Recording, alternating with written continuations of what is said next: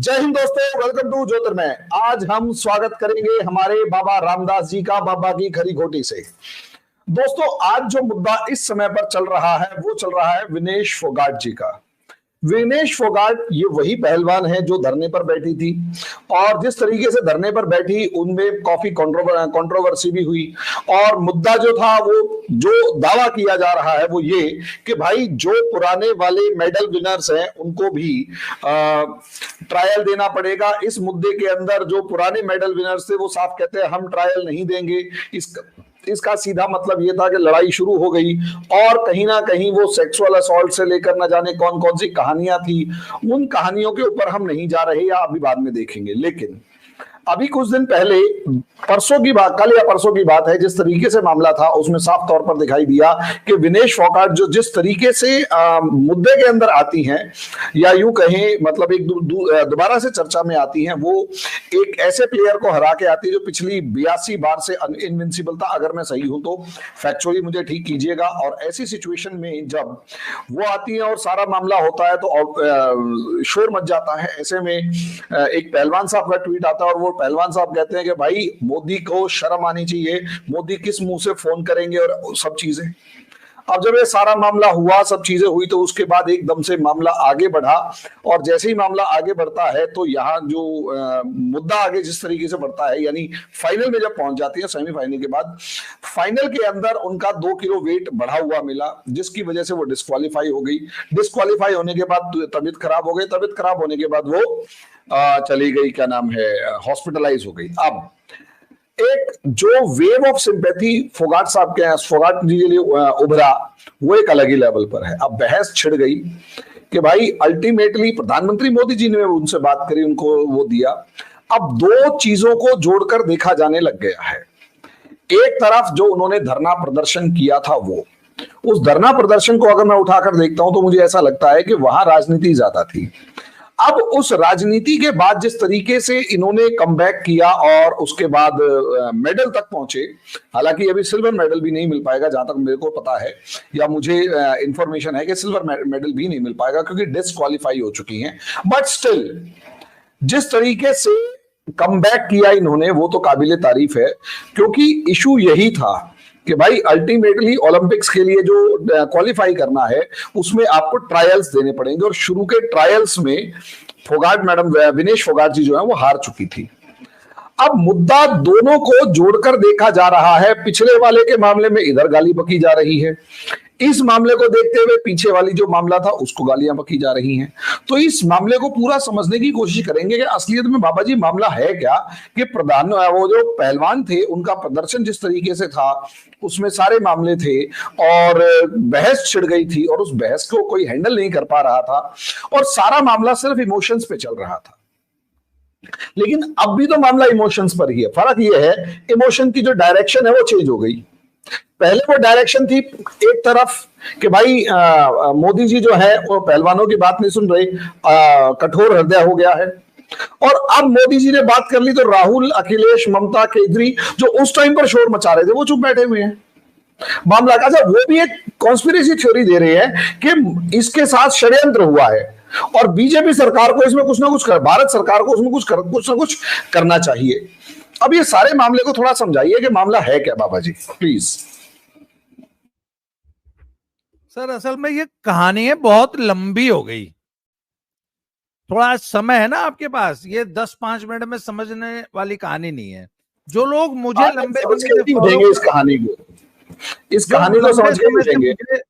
जो लंबे समय से मुझे फॉलो कर रहे हैं वो उनको जरा आसानी से समझ में आएगी। हुआ ये कि बजरंग पूनिया और विनेश फोगाट, साक्षी मलिक तो रिटायरमेंट पहले ही मांग गई थी। इन्होंने ये डिसाइड किया कि अगर हमें आगे भी टूर्नामेंटों में पार्टिसिपेट करना है इंटरनेशनल, तो इस फेडरेशन में तो संभव नहीं है, तो क्यों ना अपने लोग, अपनी फेडरेशन जो हमारे हिसाब से चले, ऐसा रिजीम स्थापित किया जाए, ऐसी सरकार जो हमारे इशारे पे नाचे। इसमें स्पोर्ट्स अथॉरिटी ऑफ इंडिया और खेल मंत्रालय के हमारे अनुराग ठाकुर साहब भी शामिल थे। खैर कुल मिला के ये इस एक गिरोह ने कुश्ती फेडरेशन पे कब्जा करने का षड्यंत्र शुरू किया और उसमें पहला धरना जनवरी 2023 को पहला धरना जंतर मंतर पे हुआ। उसमें गलती से या कैसे भी जॉनसन के आरोप लगवा लिए मीडिया ने। सर वो रायता फैल गया, फैलते फैलते फिर आपको पता है सारा कुछ क्या हुआ, उसमें एफआईआर हुई, चार्जशीट हुई। अच्छा बाबा जी, ये चीज ध्यान देने वाली है कि इन्होंने प्रदर्शन तो किया था कि इसलिए भाई कि हमारे को बिना ट्रायल के जाने दिया जाए, और मीडिया ने बड़ी फेडरेशन अपनी होगी तो चाहे जैसी धका लेंगे। हाँ, और मीडिया ने एक कॉन्स्पिरेसी करके मीडिया ने उनको पीछे जाके समझा दिया, पहलवानों के पास बाजुओं में बुद्धि है, दिमाग ऊपर थोड़ा होगी। अब मीडिया के पास ऊपर बुद्धि है, बाजुओं में नहीं। तो मीडिया ने मेरे हिसाब से, आपकी बातों का जो मुझे समझ में आया कि भाई मीडिया ने असलियत में क्या करा कि इनके मुंह से निकलवा लिया कि अरे भाई जब तक तुम इस पर बड़े आरोप नहीं लगाओगे तब तक तुम्हारी नहीं सुनी जाएगी, कुछ बड़े आरोप लगाओ। और वो आरोप की बात आप कर रहे हैं। जी बाबा जी। फिर सर इन्होंने ब्लैकमेल कर लिया हमारे मंत्री जी को कि हम तो सरेआम कहेंगे कि आपने बैठाए थे हम धरने पे। सर धरने पे क्या हो रहा था कि बहुत किरकिरी हो रही थी बीजेपी की, क्योंकि बीजेपी का एक सांसद इन्वॉल्व था।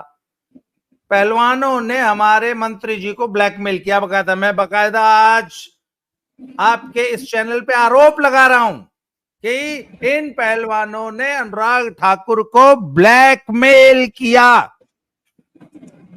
स्पोर्ट्स अथॉरिटी ऑफ इंडिया के डीजी को ब्लैकमेल किया। खैर तब मंत्रालय ने जो है फेडरेशन का चुनाव 1-1.5 साल तक टालते रहे। फिर फेडरेशन का चुनाव हो गया, होते ही अगले दिन फिर सस्पेंड कर दी और एडॉक कमेटी बिठा दी। एडॉक कमेटी से मनमाने ट्रायल हुए, मनमानी नेशनल हुई, जयपुर में नेशनल करवा ली, फिर पटियाला में हुए ट्रायल। तब तक फेडरेशन जीत के आई थी, वो कोर्ट में तो नहीं गई, यूडब्ल्यूडब्ल्यू से मान्यता ले आई। यूडब्ल्यूडब्ल्यू ने कह दिया सुनो भाई, रे हाई कोर्ट, मिस्टर खेल मंत्री, हम नहीं जानते तुम्हें कुछ भी, हमारे लिए है हमारी federation and only the federation will run the wrestling.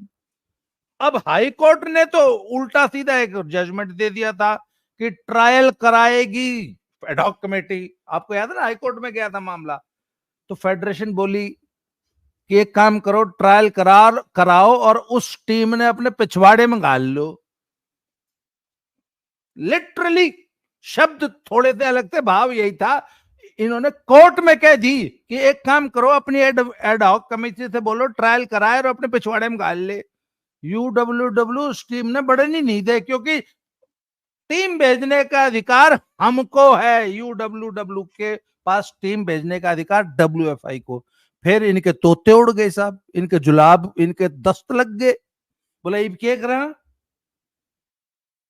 तो बोला एक काम करो भाई, एक काम करो, ट्रायल तुम ही करा लो यार प्लीज भाई, बहुत बुरे फंस गए।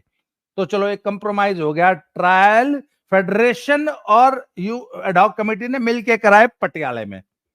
पर वो नाम मात्र के मिलके थे, वो असल में एडॉक कमेटी ने कराए। वहां विनेश 2 वजन में लड़की, 50 में भी और 53 में भी। क्यों? अच्छा आप पूछोगे 2 में क्यों लड़ी? उस वक्त तक ये धरनेबाजी में लिप्त थी, प्रैक्टिस का टाइम मिला नहीं था। 53 वाली लड़की, क्या नाम उसका, अंतिम पंगाल, वो तगड़ी थी। विनेश को पता था आज तो हरा लेगी, 2 महीने बाद नहीं हारूंगी इस तरह। तो बोला आज कैसे भी करके ओलंपिक क्वालिफायर और उनमें जाना है टूर्नामेंटों में, तो 50 में लड़नी, 50 में तो मैं इनको हरा ही लूंगी। अब ये थी 56-58 किलो की, मोटी हो रही थी, तगड़ी हो रही थी, पहलवानी तो करनी नहीं थी, नेतागिरी कर रही थी, तो 56-57-58 किलो की हो रही थी। तो बोले एडॉक कमेटी होगी तो वजन तो मैं ले आऊंगी। तो सर एडॉक कमेटी ने पटियाला में ट्रायल कराई, वजन कुछ नहीं आया सर। ऐसी धांधली बहुत चलती। अगर आपके लोग हैं ना तो आपका वजन नहीं आएगा, आपका वजन होगा 56 किलो, आपको 50 किलो में लड़ा देंगे। इन्होंने 50 में और 53 दोनों में लड़ा दी। और एडॉक कमेटी 2-3 घंटे तो हंगामा होता रहा, कुश्ती नहीं हुई। इसने एडॉक कमेटी से बकायदा लिखित आश्वासन लिया कि आप मुझे लिख के दो कि कल को जब ओलंपिक की ट्रायल होगी तो मैं मेरी 53 में भी ट्रायल लोगे तुम। एडॉक कमेटी ने लिख के दे दिया। फिर साहब ये गई, ये 50 का ओलंपिक कोटा जीत ले आई, और अब इसके पास दोनों हाथों में लड्डू थे। 50 का भी कोटा ले आई, 53 का भी कोटा ले आई, और अब 2 महीने का टाइम मिल गया था तैयारी का। वहां विदेश में रह के तैयारी करके आई, और विदेश में बहुत सारा गोली सिक्का भी चल जाता है। गोली सिक्का मतलब आप समझते होंगे दर्शकों में, तो डोप शोप। अभी ऐसे बहुत सारे भाई डोप जो है उसमें नई नई रिसर्च होती रहती है, तो विदेशी मोटा पैसा खर्च करके ऐसे डोप लगा देते हैं जो अभी पकड़े नहीं जाते। खैर ये बहुत बड़ा रैकेट है, इस पे फिर कभी चर्चा करेंगे। तो साहब ये इसने तो लिखवा रखा था कि भाई मैं तो 53 में भी ट्रायल दूंगी और 50 में भी ट्रायल दूंगी। तब तक क्या हुआ कि नई वाली फेडरेशन जो है वो अपनी जगह पे काबिज हो चुकी थी। संजय सिंह ने निर्णय ले लिया कि कोई ट्रायल नहीं होगी, जो जिसमें कोटा लेके आएगा उसी में लड़ेगा। अब ये 50 में रजिया फंस गई गुंडों में, अब ये 50 किलो में फंस गई। अब सर मान लीजिए आपको, हरिमोहन जी, आपका वजन है 90 किलो, और मैं अभी कह दूं कि भाई अगर 10 दिन में अगर 80 किलो लिया होगा तो 10-20 करोड़ रुपए दूंगा, तो शायद आप भूखे मरते। भाई 20 करोड़ बहुत बड़ी रकम होती है, तो आप भूखे मरते कुछ भी करके 1-2-4 किडनी बेच दोगे अपनी,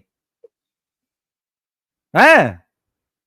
बरियाट्रिक सर्जरी करवा लोगे, 80 किलो वजन ले आओगे। पर एक दिन के लिए तो ला सकते हो, परमानेंट अब कहते भाई परमानेंट वजन 80 किलो कर ले, तो आपके बस की नहीं, इतनी जल्दी थोड़ी ना होते हैं वजन कंट्रोल। तो सर एक बार तो 50 किलो ला सकते हो, जबकि आपका बॉडी का जो स्ट्रक्चर है सर, जब बच्ची थी तब 53 किलो में लड़ लेती थी। ह्यूमन बॉडी का एक टेंडेंसी होती है, जैसे जैसे मैच्योर होती है बोन डेंसिटी, बोन मास बढ़ता है, मसल मास बढ़ता है, और वजन बढ़ता है, और ऐसा बढ़ जाता है कि फिर कम नहीं होता, मर जाओगे कम नहीं होगा। हर खिलाड़ी जो कॉम्बैट स्पोर्ट्स का खिलाड़ी है, स्पेशली छोटे वजनों का, वो अपने 15 से 10-12 साल के करियर में मिनिमम एक कैटेगरी ऊपर जाता है। बहुत रेयरेस्ट ऑफ रेयर होते हैं जो अपनी ओरिजिनल कैटेगरी में मेंटेन कर लें। सुशील के साथ भी तो यही हुआ, 65 किलो था, 74 किलो में जाना पड़ा। 65 किलो का आदमी जब 74 किलो में जाएगा तो 74 वाले बच्चों की तरह खिला के 3 मिनट में बाहर कर देंगे, क्योंकि 65 और 74 में बहुत अंतर होता है। सर सेम चीज हुई, अब रजिया फंस गई 50 किलो में। अब एक दिन तो वजन ले आ सकती है, अब हुआ क्या, अब थोड़ा सा यहां साइंस आ जाती है। साइंस, अब ओलंपिक में पहले दिन वजन देना था, तो वजन होता है सर सुबह 7 बजे शुरू होता है, 30 मिनट टाइम होता है, तो 7 to 7:30 वजन होना है। उस 30 मिनट में आप चाहे 20 बार मशीन पे चढ़ो, चाहे जितनी बार चढ़ लो आपका, और एक इलेक्ट्रॉनिक कांटे हैं, सुनार जैसे तोलता है ना वैसे कांटे। भाई अगर तो 50.000 ग्राम या इससे कम है, तब तो आप एलिजिबल हो, और अगर 50 किलो 0.0001 ग्राम भी अगर ज्यादा है, जहां तक कांटा है, अगर 1 ग्राम 1 माइक्रोग्राम भी अगर ज्यादा है तो आप ओवरवेट हो। ये नियम है, वहां कोई सर कुंजड़े की दुकान नहीं है, कद्दू नहीं तुल रहे। वो बबीता फोगाट के पिताजी ने भी साफ कह दिया कि ओलंपिक्स में बिल्कुल सही होता है, उसके ऊपर उंगली मत उठाओ, उन्होंने साफ बयान दिया है। नहीं, वो पीएमओ का बयान आया ना, हम बहुत सख्त ये है वो है, हम बात करेंगे, क्या घंटा की बात करोगे? ओवरवेट थी, काट दी, बात खत्म। खैर चलो, अब सर पहले दिन तो वजन आ गया, अब जरा साइंस को समझिए। पहले दिन वजन कब आया? क्योंकि आप 7 दिन से you were starving, you were dehydrated, आप पिछले 7 दिनों से बहुत कम खाना खा के पानी पी के किसी तरह 50 किलो वजन ले आए, अब आप भूखे मर रहे हो, आपकी body is starving. Sir body का एक मेटाबॉलिज्म, बॉडी में एक मेटाबॉलिज्म नाम की चीज होती है, and human body is the most intelligent machine. लोग जो विज्ञान, जो जीव विज्ञानी हैं, उनसे अगर आप बात करें तो कहेंगे कि हे भगवान, इतनी साइंटिफिक मशीन वाकई ईश्वर ही बना सकता है और कोई मनुष्य नहीं बना सकता, इतनी साइंटिफिक है। तो सर ह्यूमन बॉडी की एक टेंडेंसी है कि वो परिस्थितियों के हिसाब से खुद को ढालती है, ये हमारी एक जेनेटिक इनबिल्ट प्रोग्रामिंग है। अब आप 10 दिनों से भूखे मर रहे हैं, आप 6 महीने से भूखे मर रहे हैं, 6 महीने से आप पिछले भूखे मर रहे हैं, तो ह्यूमन बॉडी को पता भाई बहुत कठिन टाइम चल रहा है, रोटी बड़ी मुश्किल से मिला है, पानी भी ना मिलता। तो आज आपने जब वजन दे दिया ओलंपिक में, अब जैसे ही वजन दिया 1.5-2 घंटे बाद आपकी कुश्ती आ जाएगी पहली, तो भाई भूखा मरता आदमी क्या लड़ेगा? तो कोच और जो डाइटिशियन होते हैं ना, वो खिलाड़ी को तुरंत एनर्जी ड्रिंक देंगे कि अब तेरा वजन आ गया, अब तू कुश्ती पे फोकस कर। तो कुश्ती क्या खा के लड़ेगा? तो उसको एनर्जी दो, मतलब शुगर दो, पानी दो, एनर्जी बार्स दो, है थोड़ा सप्लीमेंट दो, जिससे कुछ शरीर में ताकत आए, कुछ पानी जाए बॉडी में, डिहाइड्रेटेड बॉडी में। अब सब पहली कुश्ती आ गई 9-9:30 बजे, जीत गई। अगली कुश्ती फिर आधे पौने घंटे बाद आ गई, वो भी जीत गई। फिर अगली कुश्ती में 4-5 घंटे का गैप मिल गया। तो अब भाई जो 10 दिन से, 1 महीने से, 6 महीने से स्टार्विंग बॉडी है, उसको एनर्जी मिली, आपने दी ना, क्योंकि कुश्ती लड़नी है, मजबूरी है। वहां पे शुगर देना, ग्लूकोज देना, पानी देना, एनर्जी देना मजबूरी है कोच की। ह्यूमन बॉडी को क्या मिला? कुश्ती रे छागे, शुगर छा गई, पानी छा गया, भर लो। भाई आपके घर में पिछले 6 महीने से खाना पानी नहीं है, अचानक राशन की गाड़ी आ जाए तो आप क्या करोगे? पानी का टैंकर आ जाए दिल्ली में केजरीवाल का, तो आप क्या करोगे? भाई साहब, जो बोतल के ढक्कन है ना, जो बोतल के ढक्कन है, उनमें भी पानी भर लोगे आप। क्यों? कि भाई आज आया है केजरीवाल का पानी है, पता नहीं फिर कब आएगा। सर सेम तरीके से ह्यूमन बॉडी बिहेव करती है कि भाई आज न्यूट्रिशन मिल रहा है, भर लो।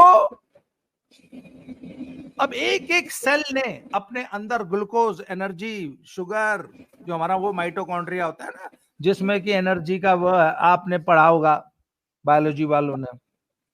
तो सर अब ह्यूमन बॉडी ने वहां एनर्जी स्टोर कर ली, पानी स्टोर कर लिया। तब तक तीसरी कुश्ती होगी, फिर चिंता हुई, अरे भाई कल फिर वजन देना है रे। बोले फिर ओहो वजन देखो, वजन तो 3 किलो बढ़ गया। जो वजन सुबह 50 किलो था, वो पानी पीते ही, एनर्जी ड्रिंक, एनर्जी बार या बार वो बार खाते ही हो गया वो 52-53 किलो। अब 3 किलो फिर घटाओ। अब आप हो हरि मोहन, आपके घर में बड़ी मुश्किल से पानी का टैंकर आया था, सुबह आपने पानी भरा था, शाम में पहुंचाऊंगा, हरि मोहन भाई पानी सारा खाली कर दे, एक एक बूंद काट दे, पूरे घर में एक बूंद पानी नहीं होना चाहिए। तो आप क्या बोलोगे? अरे हटे न बावड़े, मुश्किल से तो पानी मिले, आए तू का खाली कर दे, फिर पता नहीं कब क्या होगा। भाई हम ना देते रहे पानी, आप तो लठ निकाल, एक बात बताओ, आप लठ निकाल लोगे नहीं निकाल लोगे? तो साले गोली मार दूंगा, सर पाट दूंगा, खबरदार पानी का नाम मत ले लिए, पानी पूरी नहीं मिलेगा। सर सेम ह्यूमन बॉडी यही करती है।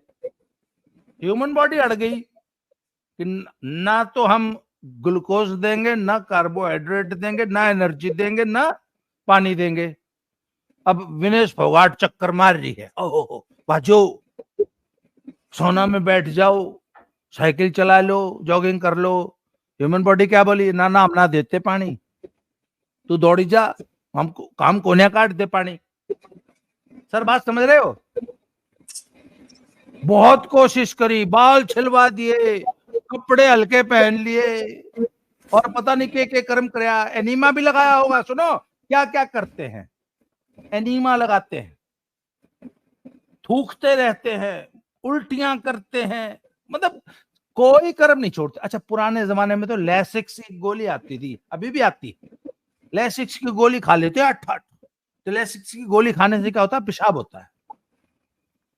और लैसिक्स की गोली खा के 3-3 किलो वजन तोड़ लिया, हमने भी तोड़ रखा है, मैंने भी खा रखी है।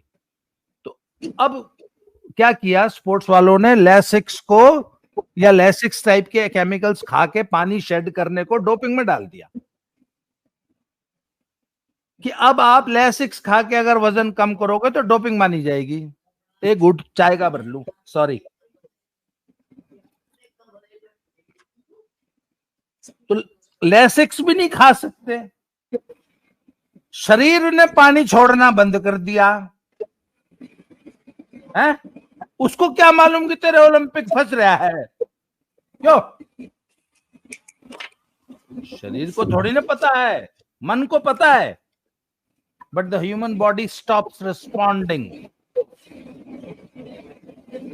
तो सर इस चक्कर में 100 ग्राम वजन फंस गया, नहीं आया। अच्छा, एक मीडिया में बात चल रही है कि 2 किलो की छूट थी ना भाई, कोई 1 ग्राम की भी छूट नहीं होती। 50 किलो मतलब 50 किलो दिखाना होता है, खाम खा। वो सोशल मीडिया पे कुछ लोग कहते हैं वो ट्रायल ट्रोल जब होते हैं ना देश में, तब 2 किलो की छूट मिल जाती है, अदरवाइज कोई छूट नहीं होती।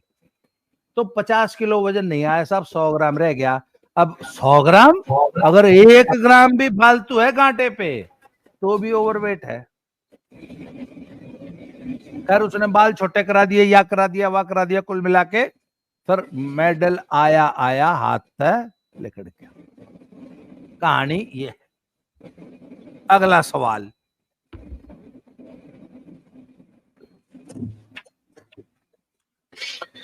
हम यहाँ पर एक दो भाई साहब हैं, इनमें सबसे ज्यादा आक्रामक दिखाई दे रहे हैं हरि सिंह जी। वो ये कह रहे हैं कि देश विरोध में बोल रहे हैं, शर्म नहीं आती। उसके बाद एक इनका ही है बीजेपी स्पोक्स पर्सन हो। अच्छा, उससे पहले ये कह रहे हैं ये देश और हरियाणा से धोखा करवा गया है, बीजेपी प्रूव किया गया, करवाया गया है। अब मुझे ये समझ में नहीं आ रहा, ओलंपिक्स में गेम खेल रहे हैं, ओलंपिक्स अथॉरिटीज अलग हैं, उसमें बीजेपी कहां से चली गई? दूसरी बात भाई, 50 एक, मैं थोड़ा सा कंफ्यूज हूं, चाहे वो मीराबाई चानू थी, चाहे वो कौन थी एक लेडी जो बॉक्सर थी, उनको अगर हम उठाकर देखें तो उनको ऐसी तरीके से कैटेगरी में लड़ना था। वजन एकदम से बढ़ गया, वजन बढ़ गया तो 2.5 घंटे तक लगातार स्किपिंग करती रही, यानी रस्सा टापती रही ताकि वजन कम हो, और वो वजन कम हुआ तब जाके लड़े। इसी तरीके से सुशील कुमार का भी एक एग्जांपल है, जिसके अंदर क्या था कि सुशील कुमार को बॉडी मतलब उनको डिहाइड्रेशन हो गया, यानी दस्त लग गए, और दस्त लग गए, और प्रॉब्लम ये थी कि दस्त लगने की गोली अगर खा लेते तो वो डोपिंग में आ जाती, इसलिए वो गोली नहीं खाई, और वो जो सिल्वर मेडल लेके आए उसमें वो गोल्ड के लिए क्लेम कर सकते थे, लेकिन उस टाइम पर दस्त लगे हुए थे। ऐसे बहुत सारी कहानियां हैं जिसके अंदर अगर हम देखें तो भाई वहां पर रूल्स हैं। अब मुझे ये हरि सिंह जी का समझ में नहीं आ रहा कि ये हरि सिंह जी कहना क्या चाहते हैं कि भाई 21 की बात। अब रही बात ब्रजभूषण शरण सिंह की, कोई एक लड़की सामने आके बता पाई कि भाई ब्रजभूषण शरण सिंह ने ये किया था? कोई एक लड़की का वो टेस्ट वगैरह कुछ इस तरीके का सामने आया? कुछ तो बता दो भाई। यूं तो हरि सिंह जी आपके ऊपर भी अगर आरोप लगा दिए जाएं, कोई आके खड़ा हो जाए और ये कहे कि इसने मेरे साथ ऐसे किया, तो भाई अल्टीमेटली आपकी तो इज्जत जाएगी। और अगर उस लड़की ने 6 महीने तक अपनी बात को सस्टेन कर लिया तो आप बताइए आप क्या करेंगे? हम जिस भारतीय समाज में रहते हैं वहां पर लड़कियों से इस मामले में पूछना भी गुनाह है, और अगर इस तरीके का बड़ा मामला है तो एक बार सबूत तो दे दिए जाएं।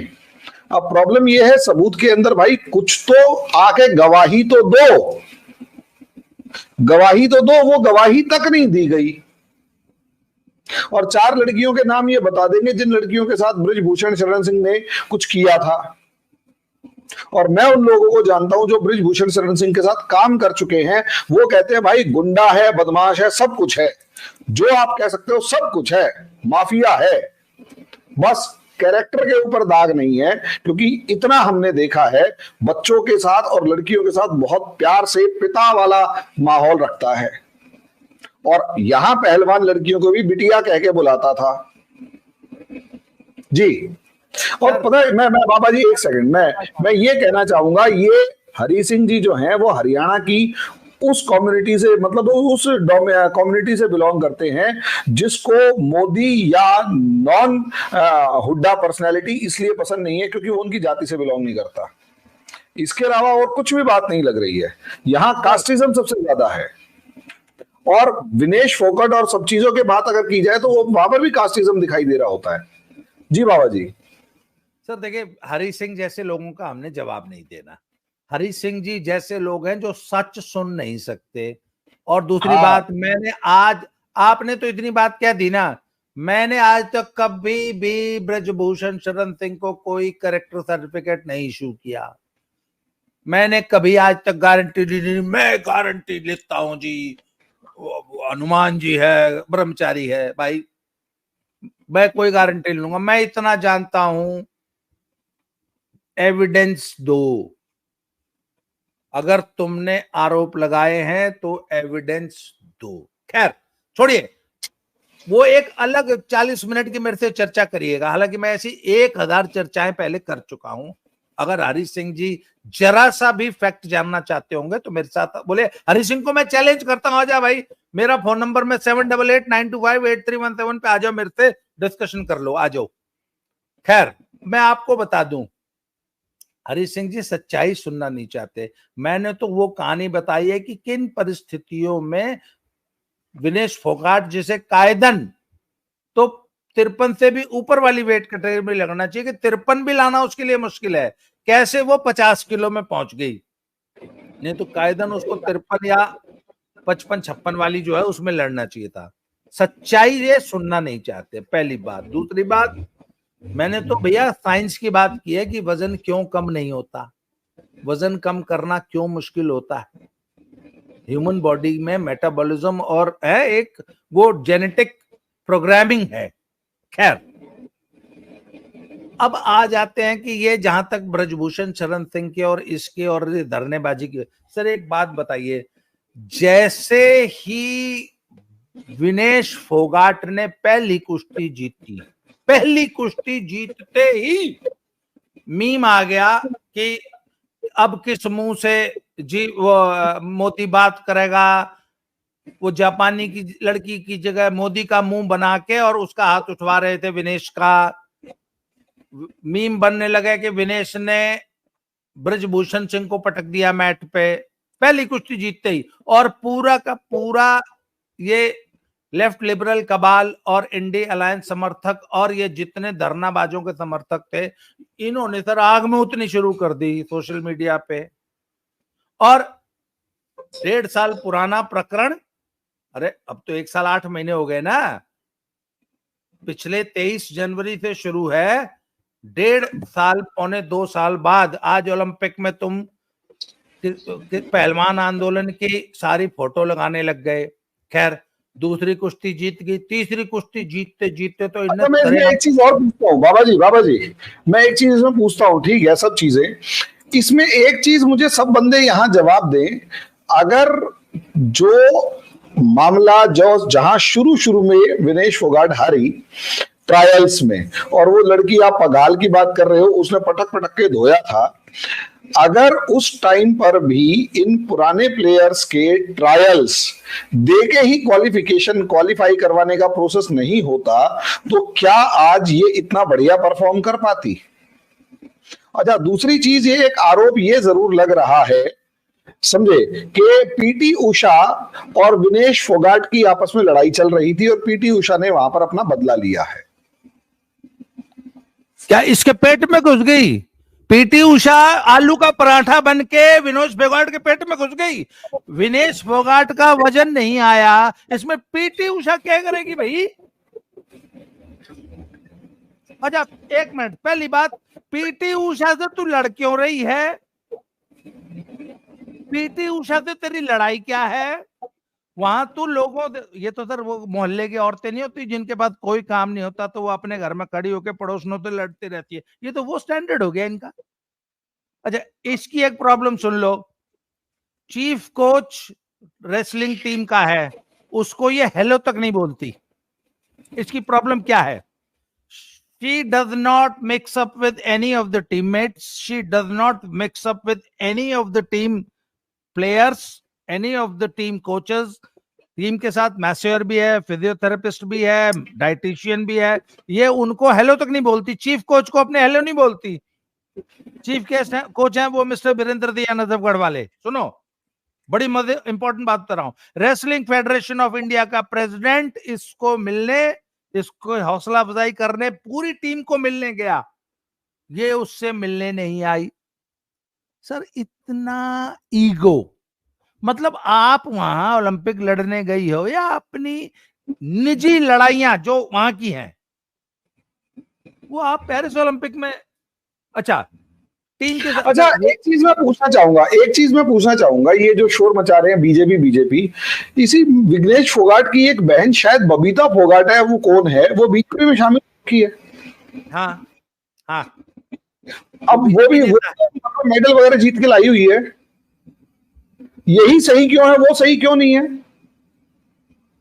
सर बात वही नहीं है. वो इस पूरे आंदोलन में तो पुलिस से परमिशन तो खुद बबीता फोगाट मांगने गई थी. वो जो ओवरसाइट कमेटी में बनी थी उसमें बबीता फोगाट नहीं थी. इन्होंने जबरदस्ती नाम डलवाया था. जो आंदोलन कर रही है, जो सब कुछ कर रही है, वही ओवरसाइट कमेटी में जो है जज बन गई थी. खैर छोड़िए, वो बात नहीं है.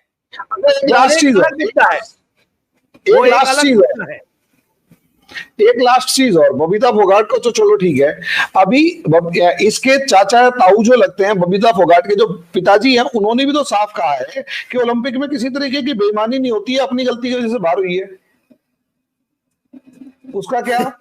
सर एक बात बताओ, जिसको हर चीज में षड्यंत्र दिखाई देता है या जिसने अपनी गलती माननी नहीं. एक बात बताइए, इंडियन टीम के पास सारे एक्सपर्ट्स हैं जो कॉन्टिजेंट में गए हैं, पर इसका एंटुराज अलग है. इसका पर्सनल कोच है, पर्सनल फिजियोथेरेपिस्ट है, पर्सनल डाइटिशियन है, पर्सनल मैसेयर है, पर्सनल स्पैरिंग पार्टनर है. 5 आदमी की इसकी पर्सनल टीम है. अगर मेडल आ जाता सिल्वर गोल्ड तो उन 5 की वाहवाही होती. पर आज इतना बड़ा फियास्को हुआ, इतना बड़ा एक दुर्घटना हुई टीम के साथ, पूरी टीम का मोरल डाउन हुआ, तो सर उनसे तो सवाल पूछे जाएंगे ना. और एक बात बताऊं आपको, हमारे पहलवानों की जो सबसे बड़ी, मैं इस पे 1000 वीडियो बना चुका हूं. स्पैरिंग पार्टनर 50 किलो की पहलवान, स्पैरिंग पार्टनर उसका 100 किलो का पति, उसकी भाभी, उसकी देवरानी, उसकी बहन, उसका रिश्तेदार, उसका जीजा, मास्टर बोला तो जीजा जी आप चलो, फिजियोथेरेपिस्ट भाई तू चल पड़. सर मेरिट के आधार पर टीम बनानी चाहिए. सुनिए, where is the merit? Sir उस डाइटिशियन को ये पता ही नहीं था कि सुबह पहले दिन, ओलंपिक में पहले दिन वजन के बाद मैं इसको क्या डाइट दूंगा कि इसकी रिकवरी भी हो जाए और अगले दिन इसका वजन भी आ जाए. समझ रहे हैं सर? उसने खिला दिया, अगले दिन वजन नहीं आया. Who is responsible? डाइटिशियन को. अच्छा सर, करोड़ों रुपए खर्च हुए हैं और एक मेडल गया हाथ से. Why shouldn't our team be held responsible? जो पर्सनल टीम लेके गई है कोच वगैरह की. हाँ अच्छा, उसमें एक और लफड़ा हो गया. आईओए जो इंटरनेशनल ओलंपिक कमेटी होती है, वो आईओए से, हर देश से मांगती है कि भाई थारे जैसे ब्याह में कितने आदमी आओगे, पूछा जाता है ना, अरे भाई कितने आदमी आएंगे, कितने लोगों की रोटी बनवा दूं. उसी तरह इंटरनेशनल ओलंपिक कमेटी भी पूछती है ओलंपिक में कि अरे भाई पीटी उषा जी, आईओए वालों, इंडिया से कितने आदमी आएंगे, कौन कौन आएंगे. तो इन्होंने रेसलिंग में सारे जो सपोर्ट स्टाफ था वो विनेश फोगाट का भर दिया. तो अंतिम पंगाल बोली भाई हम भी हैं, हमारा भी कोच है, हम भी मेडल के दावेदार हैं, एक आधा हमारा भी ले जाओ. बोले उन्होंने जी सारे विनेश के ही जाएंगे। अच्छा, विनेश के क्यों भर दिए? क्योंकि तब एडॉक कमेटी की सरकार थी इनकी, वही एडॉक कमेटी जो इनकी पालतू जर खरीद पट्टा पहन के, है ना, जो 50 और 53 दोनों में लड़ती, उसने पूरी की पूरी जो सपोर्ट स्टाफ था वो विनेश का भर दिया रेसलिंग टीम में। वो सपोर्ट स्टाफ जो बाकी टीम को देखता तक नहीं। भैया तो तुमने भर दिया तो तुम बाकी बच्चियों को भी देख लो, क्यों भाई? लिमिटेड स्टाफ ही जा सकता है। अगर हर खिलाड़ी के साथ 8 लोगों का पर्सनल स्टाफ भेजने लग जाएंगे तो खिलाड़ी 100 होंगे और पर्सनल स्टाफ वहां 800 भर जाएगा। तो हर चीज सर विलेज में लिमिटेड होती है। और फ्रांस वैसे ही बड़ा गरीब देश है, बांग्लादेश से भी गरीब, उन बेचारों के पास तो पंखे तक नहीं है, खिलाड़ी जो है वो पार्कों में रात बिता रहे हैं। बोला महारत हो रहा था चाय भी पिलाने की कोन्या। भाई गरीब आदमी की छोरी का ब्याह होता है ना सर, आप कभी गरीब आदमी की छोरी के ब्याह में गए हो? भाई साहब मैं गया था एक बार, पानी भी नहीं मिला था, पानी बाइगॉट बिस्लेरी खरीद के लाए थे रोड से, जब पानी मिला था सर, गरीब से भी गरीब आदमी का ब्याह हो गया ये ओलंपिक। तो सर एक बात बताइए ना, अगर आपका सर ये तो इनकी टीम स्पिरिट है कि ये किसी टीम के इंडियन कॉन्टिजेंट के किसी आदमी की तरफ देखती तक नहीं। आज संजय सिंह ने कहा है कि मैं तो गया था, पूरी टीम का मैंने हौसला अफजाई किया, पर उनसे तो मेरी बात ही नहीं होती, वो तो मुझसे बात ही नहीं करती। विनेश फोगाट तो इतनी इगोइस्टिक है। खैर सर ये सारे पाप धुल जाते, ये सारे पाप माफ हो जाते अगर मेडल ली आती। क्यों जी, बात तो सही है ना? अच्छा, कुछ लोग एक और सवाल उठा रहे हैं, मैं अपनी तरफ से बता दूं। अरे यार सर जो एक जज है वो दिखा ना करे, नहीं सारी जजमेंट वो करा करे। नहीं, मैं आपको एक सवाल जो सोशल मीडिया पे कई लोग उठा रहे हैं, साक्षी मलिक ने भी लिखा है, अरे भाई चलो गोल्ड मत दो, सिल्वर तो दे देते, सिल्वर भी खोस लिया। सर एक चीज मैं एक बात बताऊं, मान लीजिए एक चीज के लिए आप एलिजिबल ही नहीं है, मान लो आपने यूपीएससी का वो एग्जाम दिया, आप उसके लिए एलिजिबल ही नहीं थे, फिर भी आप बैठ गए पेपरों में, फिर पता लग गया तो बोले यार चलो आईएएस मत बनाओ, आईपीएस तो बना दो, आईपीएस मत बनाओ, अरे यार चलो वो आईआरएस बना दो ना। भाई तुम एलिजिबल ही नहीं हो। अगर तुम्हारा वजन नहीं आया तो आप 50 किलो में पार्टिसिपेट करने के एलिजिबल ही नहीं। और वैसे भी मुझे ये समझ में नहीं आ रहा कि अगर आप मतलब ये कैसे कैसी बातें हो रही है, यहाँ मामला जीतने का था, मेडल जीतने का होता है कंपटीशन के अंदर, यूं थोड़ा ना है कि क्या नाम है। एक मिनट, आप मैट पे ही तब देखिए एक प्रोसेस होता है ना, सबसे पहले तो आप फॉर्म भरते हैं, क्यों? फिर फॉर्म में जब आपका एक्सेप्ट हो जाता है तब आपका रोल नंबर आता है, फिर आप पहली परीक्षा देते हैं। हाँ पता लगा ग्रेजुएट ही नहीं है और हम यूपीएससी का पेपर देने जा रहे हैं, ग्रेजुएट ही नहीं है। तो आपकी सर पहली एलिजिबिलिटी, मान लीजिए आपने क्वालिफाई कर लिया, आप कोटा जीत लाए, तो पहली एलिजिबिलिटी क्या है? वजन और मेडिकल, दो होते हैं सर, मेडिकल भी होता है। मान लीजिए आपको कोई ऐसी बीमारी है आप एलिजिबल ही नहीं हो, है तो सर जब आपका वजन ही नहीं आया तो आप ड्रॉ में आपका नाम आने के लिए एलिजिबल नहीं है। लड़ना तो दूर की बात है, अगर आपका वजन ही नहीं आया तो पॉसिबली बार बार वजन भी इसीलिए करते हैं कि किसी एक बार भी अगर तुम्हारा वजन गलत है इसका मतलब तुमने कुछ मैनिपुलेट कर रखा है, वो सब, और इसीलिए हर दिन में 2-3 बार वजन होता है। पहले ऐसा नहीं होता था, पहले ऐसा नहीं होता था। पुराने जमाने में जब हम कुश्ती लड़ते थे तो सर लोग 10-10 किलो वजन तोड़ के लड़ लिया करते थे। वो कैसे कि वजन हुआ है आज शाम को, वजन होता था आज शाम को, और कुश्ती आती थी अगले दिन सुबह 9, 10, 11 बजे। और अब क्या है, सुबह 7 बजे वजन हुआ, 7:30 बजे पहली कुश्ती आ गई 9:30 बजे तक, और 2 बजे तक तो तंबू उखड़ ले है, 3 बजे तक। पहले क्या था, शाम को आज वजन हुआ, अगले दिन सुबह तो रात भर में रिकवरी होगी। मान लीजिए आपने 8 किलो वजन तोड़ लिया और लैसिक्स फैसिक्स खा के तोड़ लिया, फिर सारी रात खा पी के सो गए, खूब रज के खाया, हो गई रिकवरी। फिर अगले दिन शाम को फिर रिकवरी होगी। तीसरे दिन फाइनल होता था, चौथे दिन 4 दिन में रिकवरी हो जाती थी। फिर रूल बनाया कि ना भाई, इस तरह तो बहुत बड़ा बेनिफिट उन लोगों को हो जाता है जिनका वजन ज्यादा होता है, जो ड्रास्टिक वेट कट करके। तो उन्होंने कहा ड्रास्टिक वेट कट करने के जो एडवांटेज है वो देना बंद करो। तो पहला रूल, सबसे पहले तो वो लैसिक्स जैसे ड्रास्टिक वेट रिडक्शन जो एजेंट्स थे उनको उन्होंने डोपिंग में डाला। पहला सुधार, जो रिफॉर्म्स जिनको बोलते हैं। दूसरा रिफॉर्म, वजन कुश्ती से एक सुबह पहले होगा और सिर्फ 2 घंटे का टाइम मिलेगा रिकवरी का।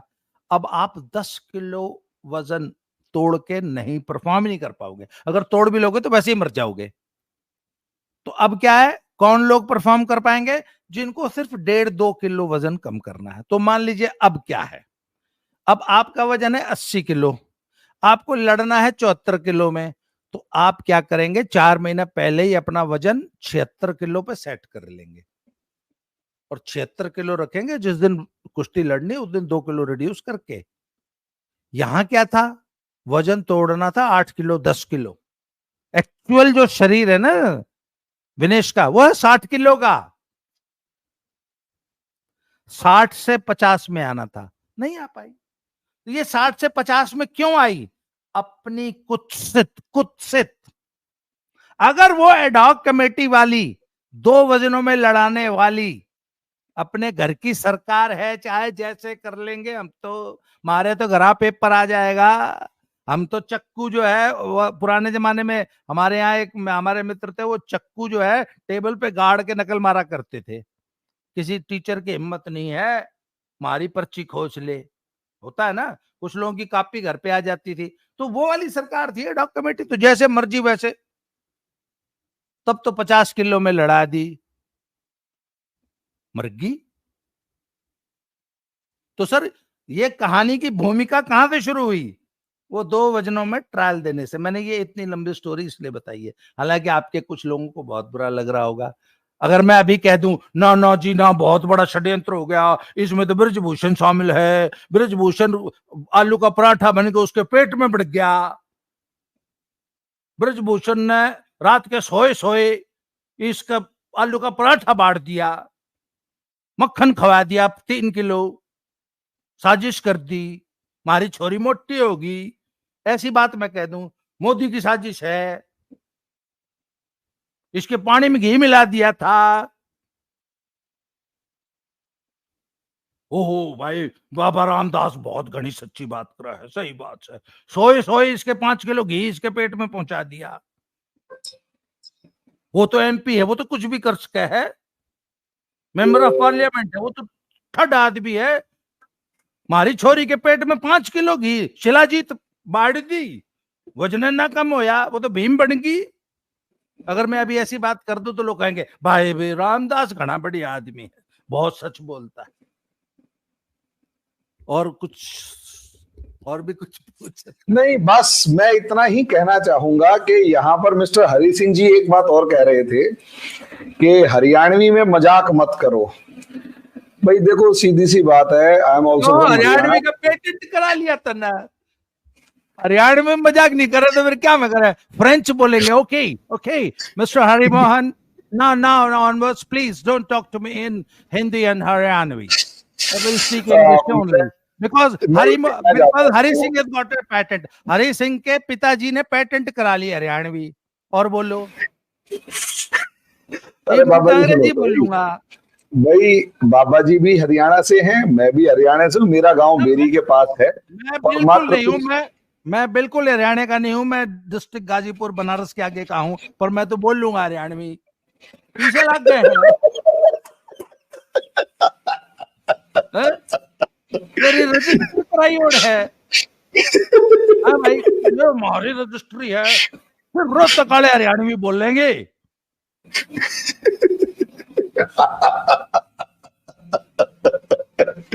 बागड़ी ना बोल रहे है, सोनी बताड़े ना बोल रहे हैं। मैं भाई सोनी बताड़े किसे अगर मैं होया करे वो खुद दे मेरा उसने तगाड़े और खरगोदे वाले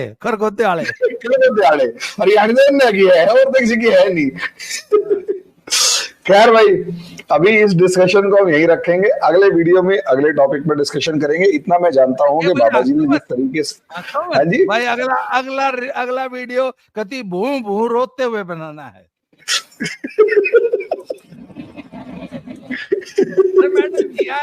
हंस खेल के नहीं आया तो यार ठीक है, क्या बताओ, तो गया सो गया, दुख तो है कि भाई अगर तो भाई रोने से वापस आता हो तो मैं तो कहता पूरा देश भू भू रो।